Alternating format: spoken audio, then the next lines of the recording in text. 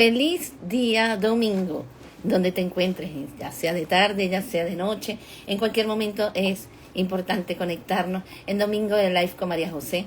En el día de hoy vamos a tener el encuentro conmigo y saludos a Bondi, a María Dolores Espina, gente tan bonita, donde se conecta. Y el tema que vamos a trabajar en el día de hoy va a ser el TDAH, éxitos con las reglas y los límites. Y aquí va a haber una sorpresa final, al que se quede por allí. Vamos a ver. Saluditos aquí a la señora María Dolores Espina, a Eric Abreu, a Nelediti, Elías Dayet también que está conectado. Saludos al señor Elías Dayet. Y tenemos a Ana García. Bueno, gente tan bonita que se conecta. Y bueno, están aquí en un domingo más, un domingo de Live con María José, donde el encuentro es especial porque definitivamente ustedes son los protagonistas. Antes que todo, yo soy María José Suárez Nóbrega, soy psicopedagoga, terapeuta y especialista en el TDAH y también en el autismo. Así que vamos a ver de qué manera vamos a impactar con este tema, el TDAH, trastorno de déficit de atención con hiperactividad, con éxito, con las reglas y los límites. Saludos a Leo Doc y a la señora María Dolores Espina, saludos desde Venezuela.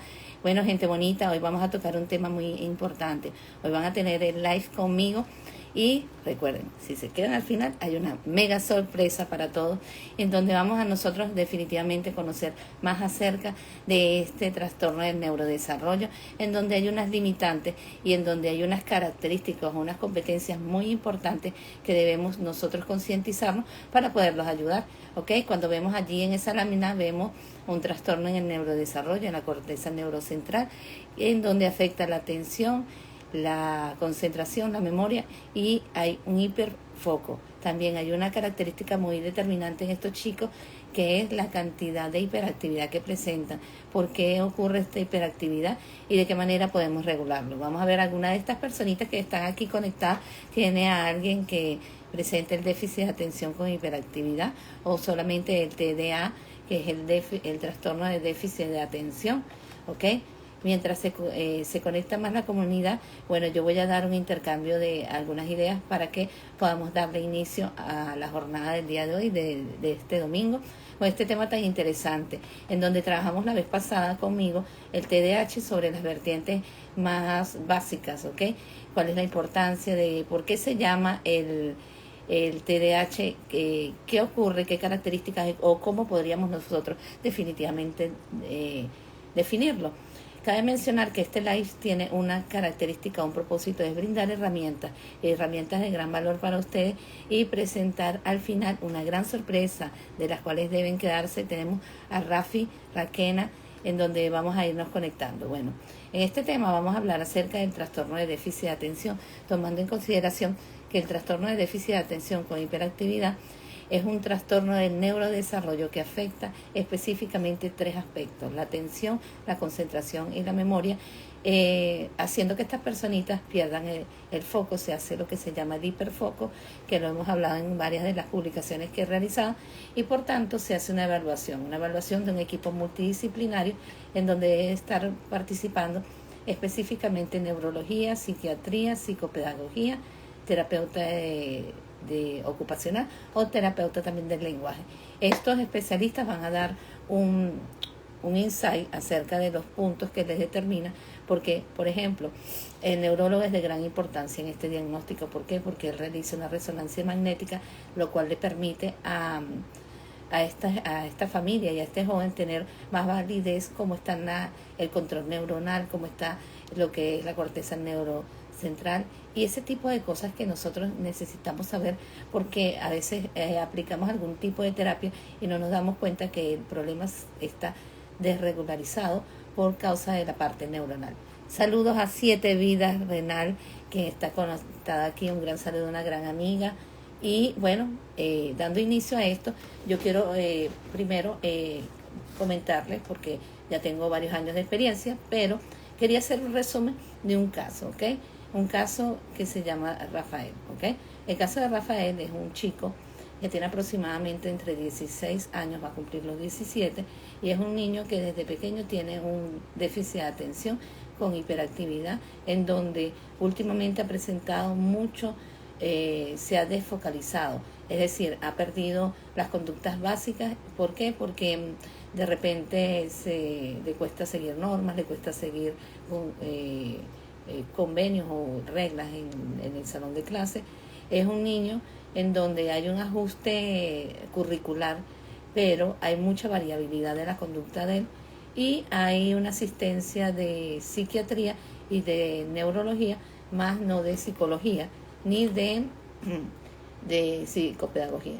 Entonces, ¿qué pasa con este caso? Este caso es un caso bien interesante, que les traigo a colisión esta historia porque es un niño que tiene un sinfín de potencialidades también, porque es un niño muy educado, porque es un niño muy simpático, porque es el primero que abre la puerta al tocar la puerta a cualquier persona en lo que se llama la cabina de tratamiento o la unidad.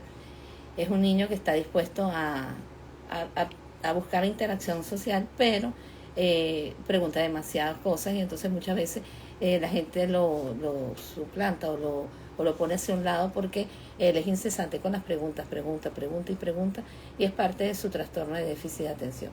¿Qué ocurre con este detalle de este caso? Este caso requiere éxito en las reglas y en los límites, y hay que llegar a un acuerdo a nivel de familia de qué es lo más correspondiente. Porque ¿qué ocurre? Muchas veces tenemos una idea como padres de las características o de las competencias que queremos en nuestros hijos, y resulta ser que tenemos que cambiar estas realidades por otras. ¿Por qué? Porque tiene una particularidad, una necesidad especial que debe ser tratada para nosotros poder entender que todo el mundo es diferente, lo cual nos hace común. Bueno, saludos a Siete Vidas Renal, y tenemos a Siul, que también está conectada, a Adri Ciay Carvalho, que también está conectada. Bueno, un gran saludo a todas las personitas que están aquí conectadas, y yo muy contenta porque al final está la gran sorpresa. Tenemos a Ordaz Angie también, que está conectada.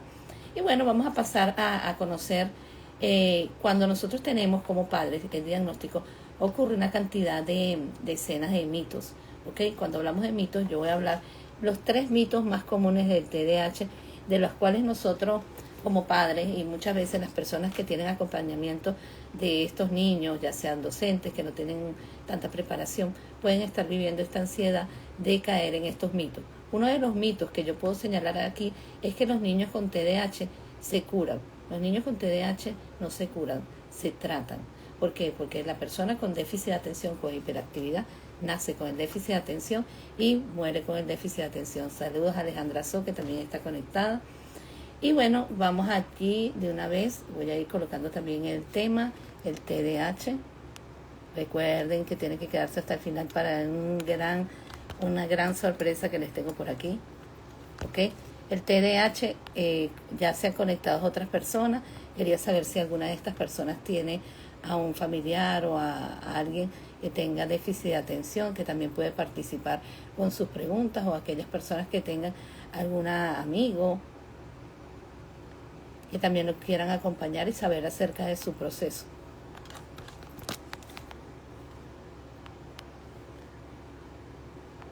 Ok, ya estamos aquí.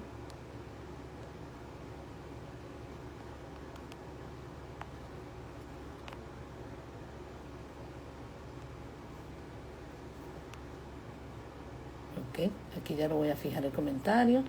Ok, y continuamos entonces con esta versión bien importante acerca del TDAH, los mitos. Ya dijimos que el TDAH no se cura, se trata, ¿ok?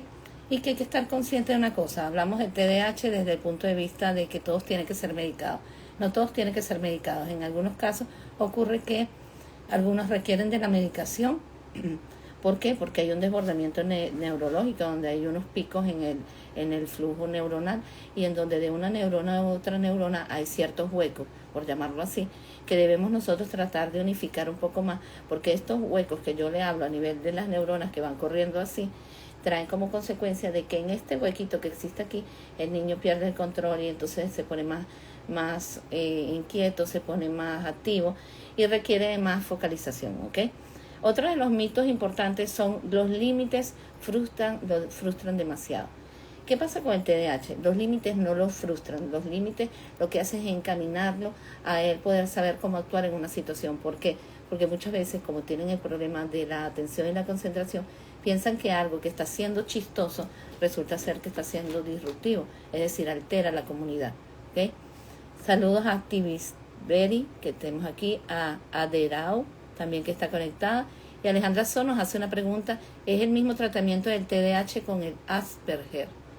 El tratamiento es diferente porque son dos trastornos totalmente diferentes, en donde la medicación también es diferente y los intereses del TDAH son muy diferentes al Asperger, que el Asperger vendría siendo el trastorno del espectro autista, en donde hay uno que hay un déficit de atención y concentración y el otro hay un problema en la interacción social y en el lenguaje, y el tratamiento se hace diferente. Ahora, ¿qué ocurre con estos dos trastornos? Esta es una pregunta bastante importante porque nosotros podemos hablar de una comorbilidad. El TDAH, cuando hablamos de una comorbilidad, hablamos de que él está combinado con otro trastorno del neurodesarrollo, ya sea el autismo o un trastorno desafiante oposicionista.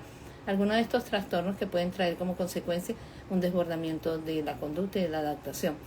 Y por tanto, al existir estos dos, hay algo importante en el autismo que en el TDAH es muy bueno en cuanto a lo que es el abordamiento de las terapéuticos. Nosotros podemos establecer tanto en uno como otro las rutinas, que lo vamos a hablar más adelante, lo cual focaliza a estos dos trastornos.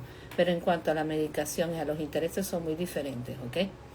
Ahora, los límites los frustran. Los límites nos frustran siempre y cuando nosotros no caemos en hablarle de sus dificultades. Si yo hablo con el niño con déficit de atención, con fuerza, él va a perder más la atención y la focalización. Por tanto, tenemos que ser pasivos, tenemos que darnos cuenta de que requiere de que le hablen más lento, de que se le repita más veces las normas y que los límites sean muy, muy claros para él. No lanzas objetos. Objetos no se lanzan. Entonces, fíjense, yo estoy siendo muy limitada en cuanto a la norma y en cuanto al comando. Si yo hablo de una manera con él, cariñosa, por ejemplo, yo me pongo y le digo, bueno, sí, no tire. Yo no estoy negociando reglas. Con el déficit de atención, nosotros tenemos que ser bastante serios y bastante consecuente. Hay algo importante que es la tolerancia al déficit de atención con hiperactividad. Es un déficit donde nos pide un desgaste en cuanto a la atención de él, porque es muy rápido, porque es muy insistente, porque no se limita en preguntar una cosa sin muchas cosas. Es un niño que empieza con un juego y se cansa muy rápidamente y pasa a otro juego, y ahí es donde yo debo empezar a poner los límites. ¿Límites en qué sentido? Yo voy a poner el límite en que él entienda que debe terminar una actividad para comenzar otra. Tengo que poner un límite en cuanto a que él tiene una rutina que tiene que cumplir. Él no puede ir a la cocina a comer cuando ya no se ha cepillado o no ha ido al baño. Él no puede ir a la escuela si todavía no se ha terminado de vestir. Todos estos límites es importante establecerlos, ¿ok? Saludos a Vive Friend, que también está aquí conectada. Y bueno, nosotros vamos a continuar con esto, lo que se llaman los mitos. ¿Ustedes conocen algún mito que hayan escuchado acerca del TDAH? Vamos a ver si tienen algún mito más que me puedan decir. ¿Ok? Otro mito, yo les voy a ir mientras ustedes van pensando qué mito han escuchado. La disciplina debe ser totalmente rígida para que obedezca. Tenemos que ser nosotros con un temperamento importantemente, no seco, pero yo diría que si nosotros empezamos a reírnos cuando le damos una regla, el niño tiene una imaginación, una creatividad donde él no va a entender. Tenemos que ser consecuentes, tenemos que nosotros ser serios, no rígidos, pero sí decirle al niño de una manera muy corta qué es lo que yo quiero. ¿Terminaste de comer? ¿Ya comiste? Ah, ya terminaste de comer. Terminaste de comer. Entonces, fíjense, yo soy seria, mas no soy rígida. Si yo le hablo, come, apúrate, el niño no va a reaccionar. ¿Por qué? Les voy a explicar algo importante que tiene el TDAH. El TDAH tiene un incremento de cortisol increíble. Entonces, cuando se le sube el cortisol, él se desfocaliza y no sabe cómo actuar. Entonces, puede tener algunas cosas. Por ejemplo, si el TDAH viene en combinación con una impulsividad, puede ser que empuje a las personas o de repente empuja o tira algunas cosas. De repente, si él es más ansioso, va a empezarse a morder las uñas y no puede él definitivamente encajarse en una realidad como debe ser, ¿ok? Aquí tenemos otro comentario de Alejandra So21 que dice que no pueden comer los alimentos dulces, chocolate. Fíjense, en el caso de las reglas o los límites, es importante darnos cuenta que existen sustancias que también pueden alterar el comportamiento de estos niños. ¿Ok? Lo que es el exceso de gluten, que el gluten tiene que ver con el azúcar, tiene que ver con los chocolates, tiene que ver con las tortas y también tiene que ver con los carbohidratos. ¿Ok? Hablamos del pan, hablamos de la pasta. ¿Qué pasa con el TDAH? El TDAH no debe de consumir dulce, más no es que nunca más va a consumir dulce. Tenemos que tener un acompañamiento también nutricional y darnos cuenta de que estos componentes de alimentos aumentan de tal su hiperactividad que él se desborda y él no puede concientizar de que está mal, ¿ok? Saludos a Vanessa Rodríguez, que también está conectada. Y estamos hablando, Vanessa, también de lo que son los mitos más comunes en el TDAH. Otro de los mitos en el TDAH son niños que se portan muy mal, ¿ok? Son niños que tienen un comportamiento disfuncional, sí, pero no es que se porten muy mal siempre y cuando nosotros sepamos regularlo. Si nosotros caemos en alterarnos más que el niño, ahí nosotros estamos haciendo un trabajo que no es efectivo. Por tanto, nosotros tenemos que darnos cuenta de que las reglas no están en que el que más grita o el que más desobedece o el que no. Aquí la regla está en que todos debemos manejarnos en un estatus normal. ¿Ok? Derau nos dice, buenas tardes, ¿cómo se debe manejar el TIF en adolescentes? Cuando nosotros hablamos del TIF, nosotros en los adolescentes tenemos que establecer unos renglones importantes. Primero, los adolescentes tienen a nivel hormonal y un cambio importante en donde tenemos que darnos cuenta que el adolescente primero necesita límites. Segundo, nosotros como padres no somos amigos, somos padres. Otra de las cosas es tener en constante vigilancia al adolescente. ¿Por qué? Porque además de la adolescencia hay un desbordamiento por el TDAH y un desbordamiento hormonal. Es importante con este joven establecer, en el caso de las reglas y los límites, cuadros de modificación conductual y algo importante sobre todo, establecerle rutinas donde él se tiene que ver obligado a ejecutarlas. Por ejemplo, el adolescente, por lo general, nunca quiere hacer muchas cosas. Entonces, ¿qué ocurre? Yo le voy a poner actividades como mamá que él debe cumplir en la casa. Por ejemplo, bueno, tú te vas a encargar de lavar los platos al final de la cena. Puede ser una actividad. Y es una actividad que no se cambia ni se premia. Es una responsabilidad. Es importante hablarle a los adolescentes que el lugar donde nosotros vivimos, todos tenemos que colaborar en ese ambiente y que cada uno tiene, por decir, su espacio y que cada espacio tiene que estar bien acomodado. Hay algo importante, el adolescente también le gusta mucho retar y si yo como madre no hago cosas, él me va a retar y me va a decir, pero es que tú no lo haces. Es importante darle a entender que nosotros somos los padres y nosotros también, si exigimos al adolescente reglas y límites, también lo tenemos que tener. El adolescente se le repite varias veces las cosas sin gritar, sin ponerle agresividad, porque ellos aumentan el cortisol más las hormonas y es un caos. Entonces, algo de importancia es eso y sobre todo buscar un especialista en el TDAH que te pueda hacer un plan de modificación conductual. ¿Ok? Hay una cosa importante en las reglas con los niños con TDAH o los adolescentes, que es lo que nosotros llamamos el acompañamiento terapéutico por medio de las 3C. Las 3C es la claridad, primero, la primera C, la claridad, en donde se entiendan unos con otros. Ok, yo no te voy a gritar, yo no me voy a alterar, yo no me voy a molestar, pero tenemos que poner esta claridad. Yo necesito esto, yo necesito esto. Y estamos muy claros con él que yo no necesito que tú me traigas un 10, yo necesito que tú me traigas un 13. Yo no puedo querer un 10, quiero un 13. Tú limpias los platos y los limpias. ¿Qué pasa con esto? De repente ustedes dirán, es dictatorial. No es dictatorial. Las reglas claras conservan las amistades. ¿Por qué? Porque si no nosotros empezamos a divagar con este joven. Y este joven tiene una característica. Él es muy extremadamente, diría, empático con las personas. Y él va a mostrarse cariñoso, él va a querer negociar contigo. Pero tú tienes que estar claro una cosa. Yo negocio una vez que yo tengo resultados efectivos. el niño, el adolescente, hasta el adulto con TDAH, tenemos que estar muy encima de él. ¿En qué sentido? Dándole los límites, diciéndole qué es lo que nosotros consideramos que no está bien y con claridad para que le sea fácil de entender.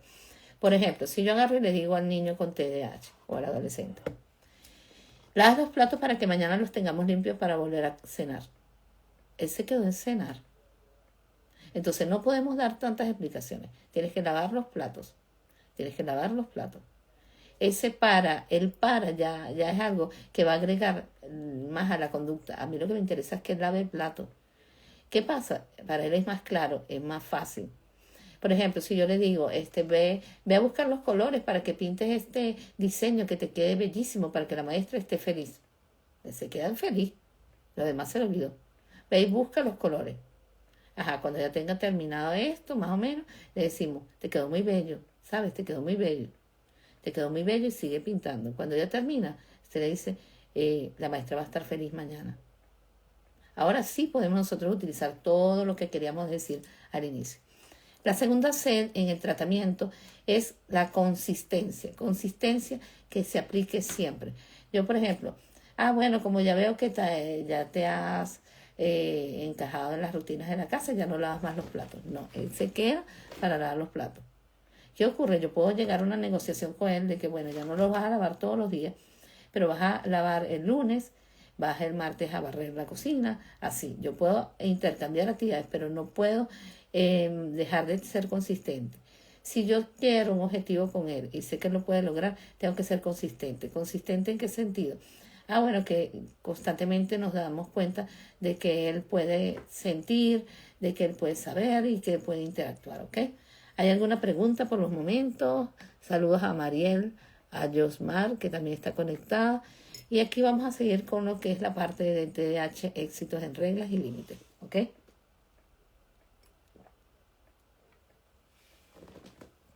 Ok, tenemos también la tercera C. La tercera C nos habla de las consecuencias adecuadas. Por ejemplo, cuando yo veo que él constantemente ya lavó los platos, que él ya logró sus objetivos, allí yo me voy a ir a decirle a él que estoy muy contenta, que vamos a salir y yo te voy a acompañar al parque, vamos a jugar a fútbol, o con la muchacha, vamos a ir a una tienda a comprarte un labial, cualquier cosa que sea un estímulo positivo, ¿ok? ¿Qué pasa? Ellos demandan mucho la parte de estímulos que sean, que puedan ellos tocar, que ellos puedan tener. ¿Qué tenemos que hacer? Estos estímulos no pueden ser constantemente, a cada minuto, sino cuando él logre una conducta. Y otro es el estímulo negativo, que es el castigo. El castigo es yo establecer con este chico un lugar donde podamos llamarlo una sala o un espacio para tú pensar. Ok, cuando existe una conducta que sea inapropiada, mira, mejor vete para el espacio a pensar. Vete para aquel espacio y piensa. ¿Por qué? Porque al yo sacarlo del enfoque de esta conducta que no lo quiere lograr, que no lo quiere hacer, que no lo quiere, y que él simplemente está negado en la no, y yo no lo voy a hacer, ahí es cuando yo voy a agarrar y voy a mandarlo a ese lugar. Y eso vendría siendo un estímulo negativo. O yo utilizo otro estímulo. ¿Qué pasa? Ese espacio que les digo siempre tiene que estar acondicionado. Pero otro detalle es que yo sepa cuál es la cosa o el objeto que a él tanto le interesa. Y ahí nosotros vamos a eliminarle ese objeto. Bueno, le encanta estar pegado todo el día en un computador. Bueno, entonces el computador no lo va a tener. El computador definitivamente no lo puede tener. ¿Por qué? Porque es nosotros aplicarle el refuerzo negativo. Tú me das por correspondencia, yo te doy. Y algo importante, cuando yo hablo de reglas y límites, hablo de que sean consistentes y constantes, ¿ok? Y sobre todo las consecuencias de cada una. Estas son las 3 C importantes en los límites. La claridad en la norma. Ve y come. La consistencia en que sea permanente. Y en las consecuencias es, yo voy evaluando a cierto tiempo, él va encauzándose.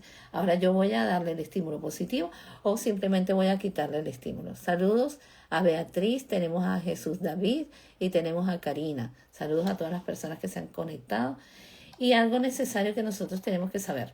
Nosotros tenemos que mantenernos en una misma línea de acción. En que cuando yo hablo de una misma línea de acción, es cuando yo digo que definitivamente la persona con TDAH necesita un foco. Si necesita un foco, tiene que darse cuenta de que tiene que seguirse un esquema constantemente para que él pueda aceptar esta situación.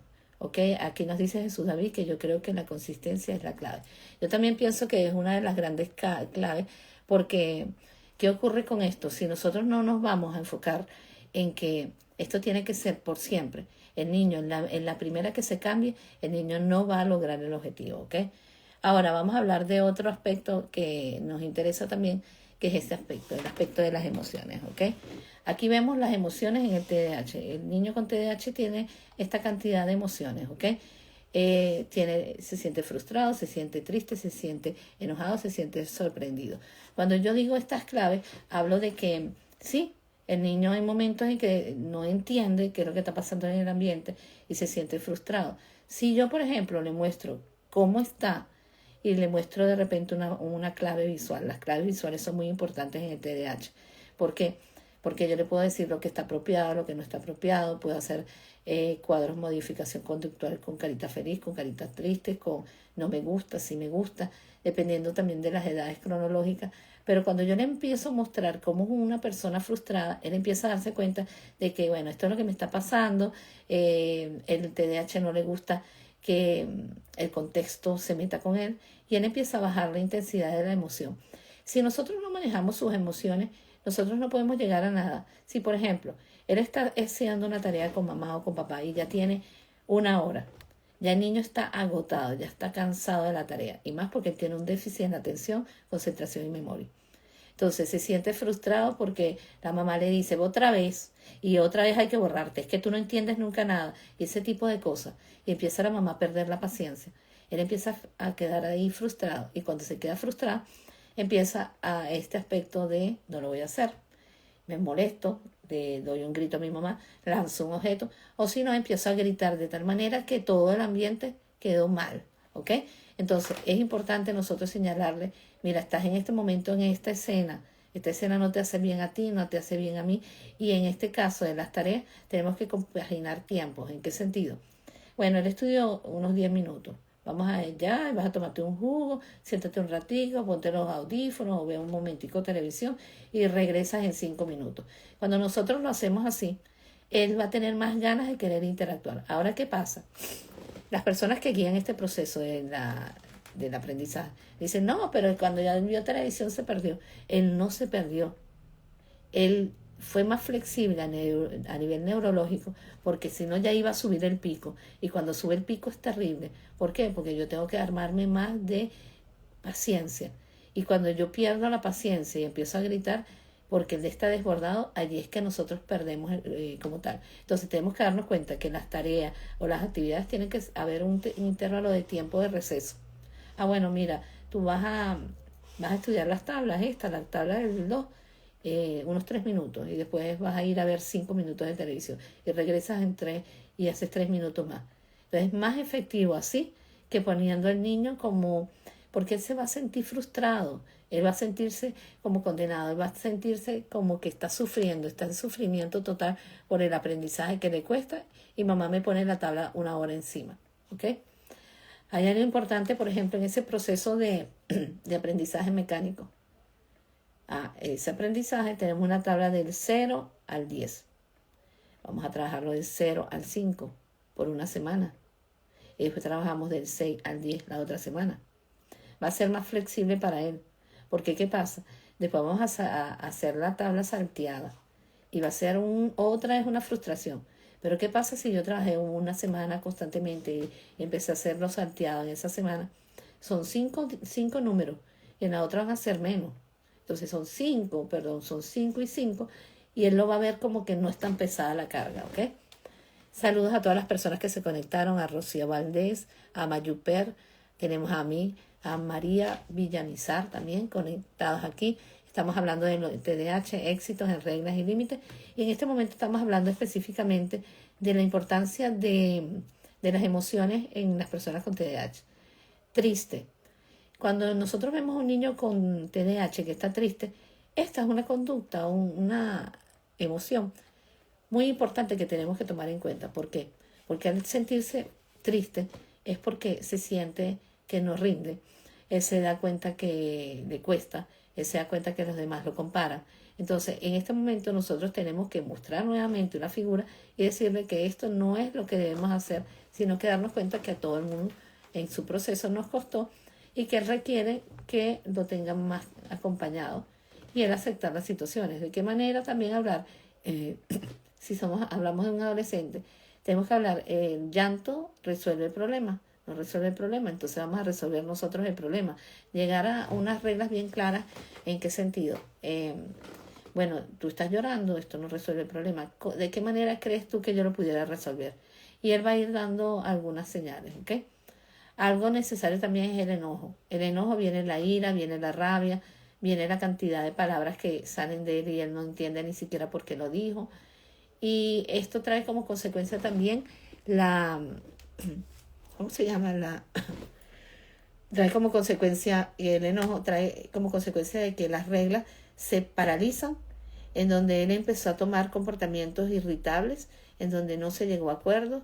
¿Y qué ocurre en ese momento? Es mejor mandarlo al rincón de pensar y que él canalice eso y dejar el tiempo un poquito distanciado del estudio y volver a integrarlo. Cuando lo vamos a volver a integrar, nosotros no lo podemos integrar de que, bueno, ahorita vamos a estudiar, antes era 1 hora, vas a estudiar media hora. No, yo solamente quiero que veamos la parte principal y solamente vamos a ver esto. Es preferible que él empiece a ver cómo es el contenido. Nosotros también, si tienen un lapso de estudio y le mostramos todo el contenido, él se va a sentir enojadísimo. Entonces tenemos que darnos cuenta de que no sirve para nada nosotros mostrarle cantidades. O por ejemplo, como yo he visto, algunas profesoras o algunas madres que dicen así, wow, esto sí lo es difícil que lo pase porque es muy largo. Entonces ya el niño de por sí o el adolescente dice, no, ¿para qué voy a estudiar? ¿Qué ocurre cuando yo veo como algo que sea muy largo? Él me puede preguntar, ¿es muy largo? Y yo le voy a decir, es muy fácil. Es muy fácil cuando tú prestas un poquito más de atención. Ahora, ¿qué pasa con eso? Yo le cambio el panorama. Yo no tengo que ponerme que las actividades son difíciles o que esto es muy largo o que esto es muy pesado. Ahí esto te va a cansar demasiado porque no va a tener un alcance como debe ser, ¿ok? Tenemos también la emoción del enojo. La emoción del enojo nos trae como consecuencia del sorprendido, del sorprendido, de que el niño ante algo que no entendió, él no pueda ver las consecuencias de lo que hizo. Por ejemplo, él estuvo frustrado, la profesora siguió y él agarró y lanzó una borra en la ventana y partió un pedazo de la ventana. Él se va a quedar sorprendido. Ahora, ¿qué pasa con ese sorprendido? Ese sorprendido también puede causarse también en la reversa, de que él está haciendo algo y le salió muy bien. Él se queda sorprendido porque él siempre tiene miedo al fracaso. Entonces, tanto en un lado como en el otro, si él está molesto y quedó sorprendido porque partió la ventana, tenemos que explicarle que la ira le trajo como consecuencia esto y que él rompió la ventana y que él tiene que asumir las consecuencias y le tiene que asumir sus padres en el caso de cuando son niños adolescentes. Ahora, cuando son adultos, que por ejemplo, yo veo que ahí están en un grupo y de repente le dicen algo y él se molesta y él se vuelve a molestar y sin darse cuenta le dio un puño a otro porque no tuvo conciencia de lo que pasó. Ahí, bueno, tenemos que asumir las consecuencias. Vaya y dígale disculpas o si no, llévelo al hospital si le dio un golpe muy fuerte. ¿Qué pasa con este sorprendido cuando es negativo? Siempre tenemos que tomarle en consideración, decirle cómo va a resolver ese problema. Partiste la ventana, Miguel, ¿cómo vas a resolver ese problema? Entonces, ¿qué pasa con él? Él va a decir que no sabe. Ahora yo le puedo preguntar, ¿y quién sabe? ¿Tú crees que tu mamá puede saber? Y él me puede decir, sí, voy a meterme en un problema, eso es lo que va a decir. Porque ahí sí hay niveles de conciencia cuando ya hace una conducta que sea inapropiada. Él no pensó que tirar la borra iba a romper la ventana, pero es que no tenía que lanzar nada. Entonces, eso es importante tomarlo en cuenta. Ahí está el componente de las emociones. Ahora, yo les voy a hablar de diferentes ejemplos. Por ejemplo, si yo veo que el niño está frustrado, en algún momento han tenido a sus hijos o algún paciente o un familiar que tenga TDAH que lo hayan visto frustrado, que lo hayan visto como cerrado y que no entiende.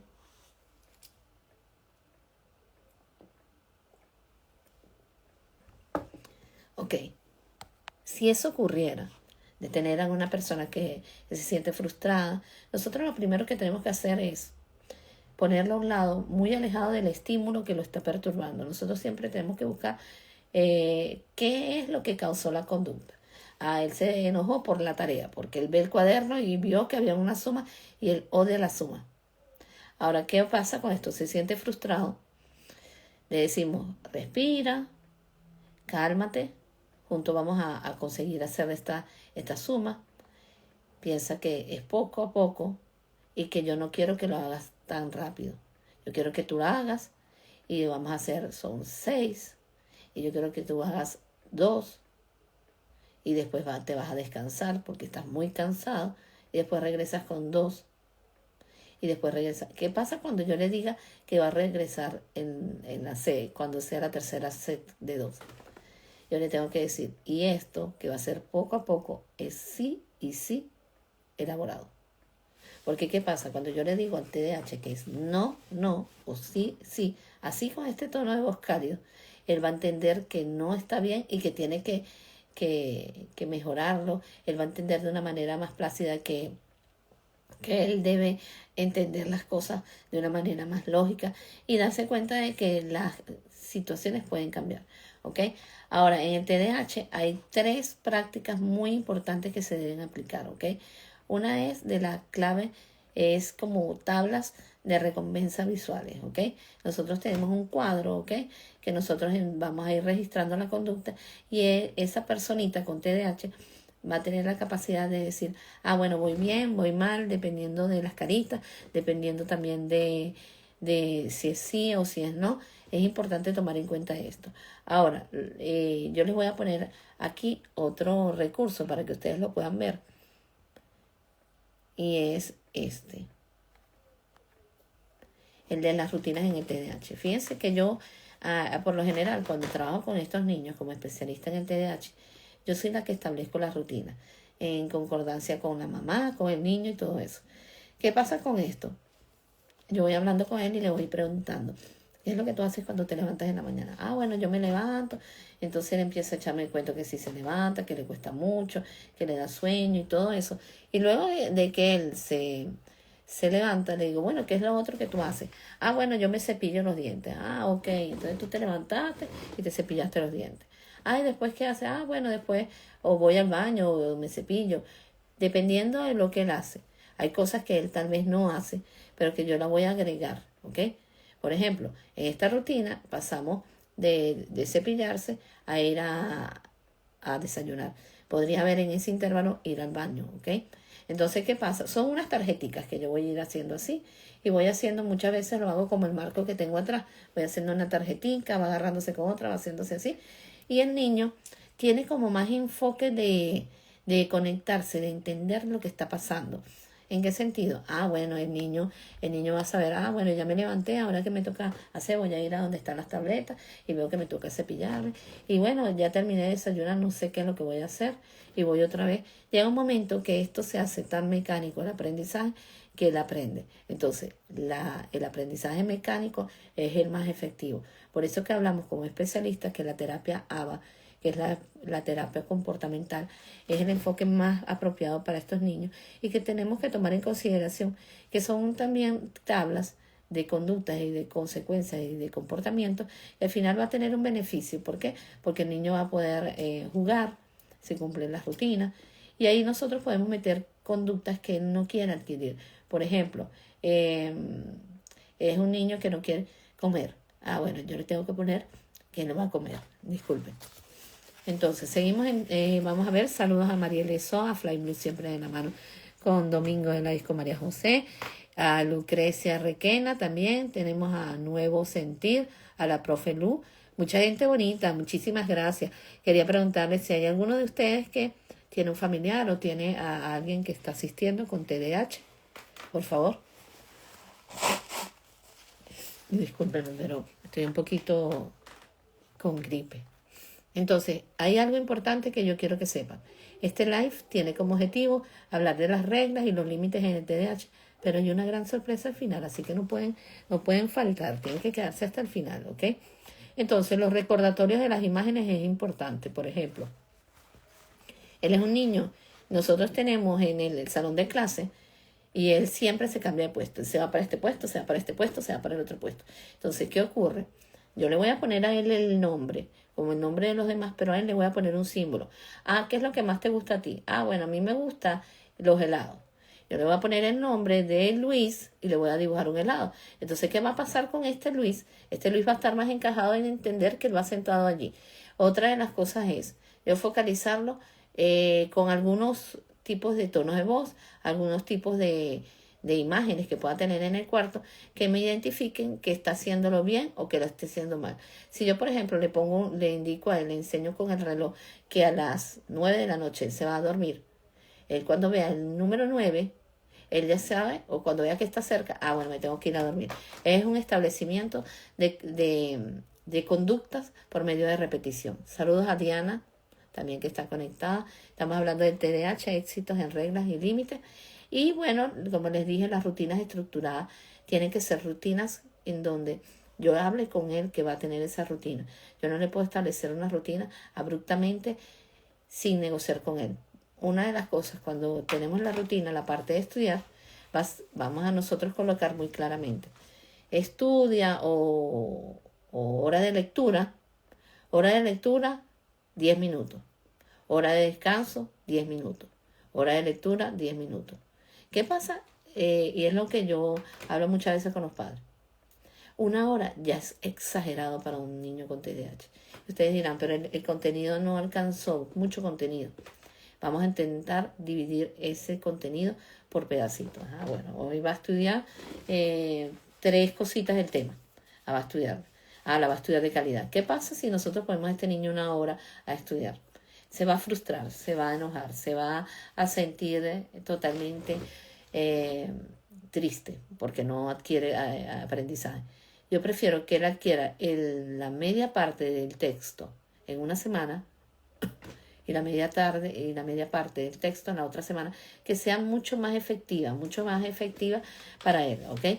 Ahora, ¿qué hacer cuando las reglas no funcionan? ¿No les ha pasado que muchas veces ocurre esto, de que no sabemos que las reglas a veces no funcionan?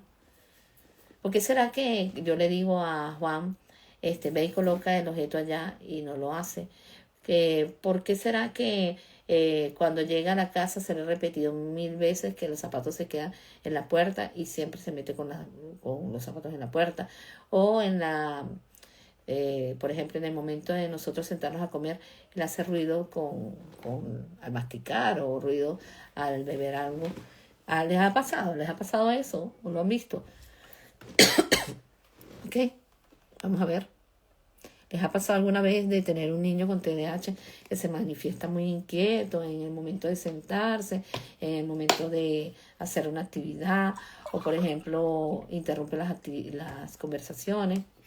¿Ok? Fíjense algo. ¿Qué pasa? ¿Por qué las reglas no funcionan? ¿Qué hacer cuando las reglas no funcionan?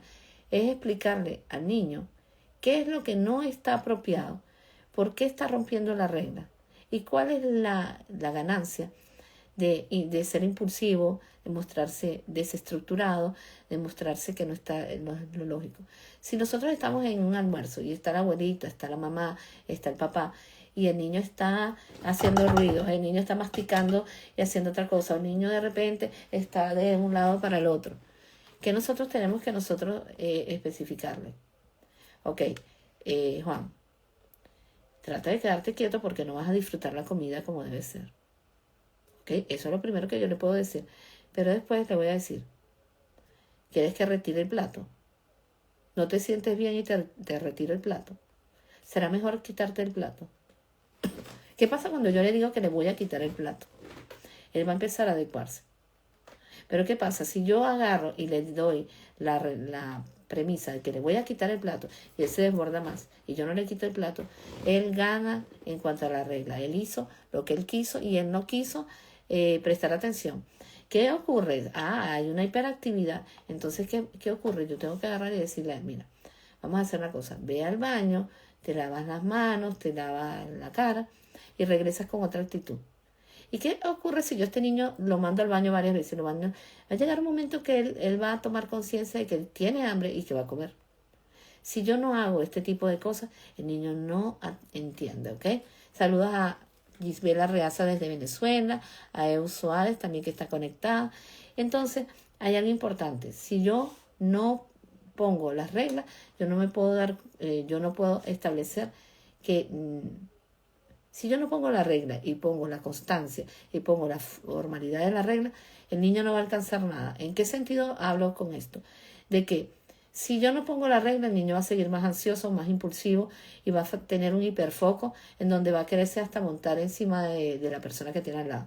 ¿Qué ocurre con...? Bueno, tienes que salirte de la cocina y cuando tú te sientas mejor, regresa.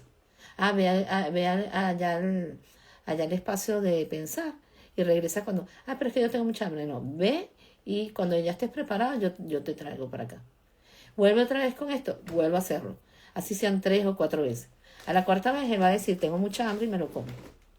¿Qué pasa, por ejemplo? Hay madres inclusive que yo les hablo a ellas y les digo que bueno, que tienen que aplicar estas reglas. Muchas veces ha pasado que son 4 veces que él va y piensa por un rato. Y la comida se enfría un poco. Ella agarra y dice, si tú te vuelves a parar, yo no caliento la comida. Entonces, ¿qué pasa? Él está esperando que la caliente. Él se va a parar, va a quererse parar. Antes de que se caliente la comida, si te paras, ya no tienes más la comida. Si te paras, no tienes más la comida. Y fíjense que es repetir la norma puntual. La comida se enfría, se enfrió la comida, o termina de comer, terminaste de comer. Siempre en este punto. ¿Por qué? Porque él se desfocaliza, él pierde el foco, ¿ok? Ahora, ¿de qué manera también podemos nosotros darnos cuenta de que este tipo de comportamiento se está perdiendo y que nosotros estamos perdiendo autoridad y generando frustración en el niño? Es nosotros empezar a registrar los comportamientos. Mira, Luis, ahí está. En el almuerzo tú siempre te estás parando o estás molestando. Y él empieza a darse cuenta que al final, cuando se llene ese cuadro de conducta, él no va a poder tener la recompensa que él está esperando. Entonces, es manejar algo que visualmente él pueda ver y decir, bueno, sí, de verdad, este es el punto que me hace caer, ¿ok? Saludos a Luz Marina, que también está conectada. Y bueno, una de las cosas es, cuando el comportamiento ya está exacerbadamente desbordado, nosotros tenemos que empezar a ahondar. Si hay medicación, tenemos que ir al neurólogo a ver qué pasó con la medicación. Tenemos que ver qué hay en el aspecto del ambiente que genera tanta ansiedad. ¿Qué es lo que hace que el niño no me esté escuchando? Entonces, cuando yo investigo todo eso, yo empiezo a reajustar, ¿ok? Ahora, saludos aquí. Ajá. Y una de las cosas es, ¿de qué manera nosotros queremos que nuestro hijo... Ahora les pregunto yo a ustedes, ¿alguno de ustedes tiene algún niño que sea muy impulsivo? Escriban por aquí sí o no, ya sea en terapia, ya sea como familiar, ya sea un familiar como tal, o que sea desorganizado, o que tenga falta de foco, o que tenga flojera, o que tenga una dopamina baja. Entonces, fíjense, si nosotros vemos que estos niños tienen estos factores, están desorganizados, hay un fracaso escolar muchas veces, están en el trabajo y se tienen que parar intensamente, hay falta de foco en que de repente empiezan a hablar una cosa y se desviaron a otro aspecto. Vemos que también su motivación, es decir, su dopamina está por caída. Ahora, si esta situación ocurre, nosotros debemos darnos cuenta de que hay que actuar. ¿Y hay que actuar en qué? Hay que establecer un TDAH que tenga límites, explicarle claramente de qué forma nosotros podemos conectar. Entonces, hoy tengo para ustedes una gran sorpresa que se las voy a presentar ahorita. Voy a cambiar este ejemplar aquí por otro y nos vamos a conectar con esto. Denme un segundo. ¿Ok? Nosotros vamos a conectarnos con esta propuesta. Es una propuesta que va a ser establecida para el próximo mes.